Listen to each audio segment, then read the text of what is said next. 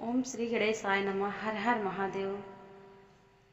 एक समय की बात है, भगवान गणेश, पार्वती माता, कार्तिकेय भगवान, भोले बाबा सब बैठे थे, आपस में वार्तालाप कर रहे थे।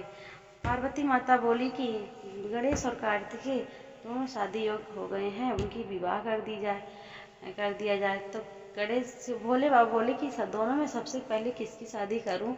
तो गणेश भगवान कहते हैं पिताजी सबसे पहले मेरी शादी करो, और कार्तिकेय भगवान कहते हैं पिताजी मेरी शादी करो।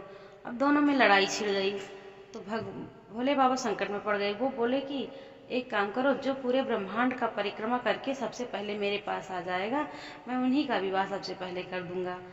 फिर कार्तिकेय भगवान अपनी मोर की सवारी लेकर निकल पड़े परिक्रमा करने के लिए पूरे ब्रह्मांड का। और गणेश भगवान बैठे थे, इतने में उठे और अपने माता पिता का परिक्रमा करके उनके पास आके खड़े हो गए। भोले बाबा बोले क्या हुआ गणेश, तुम नहीं गए? गणेश भगवान कहते हैं पिताजी आप तो ही हैं पूरे ब्रह्मांड, आपसे बढ़ के कौन है, इसलिए मैं सोचा कि मैं आपका ही परिक्रमा करके आपके पास सबसे पहले आ जाता हूँ। भैया तो पूरी दुनिया देखने चले गए हैं, अब आप सबसे पहले किसकी शादी करोगे बताओ? तो भगवान भोले बाबा ने प्रसन्न होकर बोले बेटा तुम्हारी शादी सबसे पहले कर दूंगा।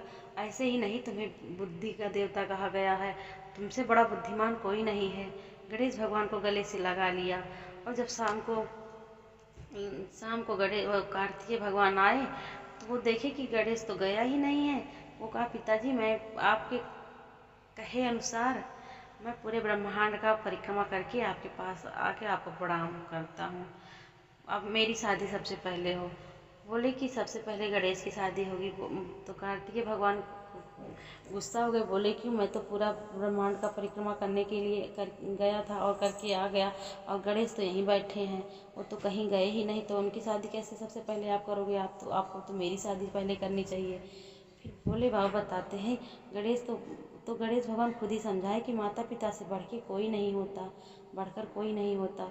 जो माता पिता का सेवा करता है वो पूरे सारे देवी देवता को खुश कर देता है, उसे किसी परिक्रमा की ज़रूरत ही नहीं पड़ती। दोस्तों, अगर मेरी कहानी आप लोग को पसंद आई हो तो कृपया मेरे चैनल को लाइक, सब्सक्राइब, शेयर ज़रूर करें, कमेंट करना ना भूलें। धन्यवाद।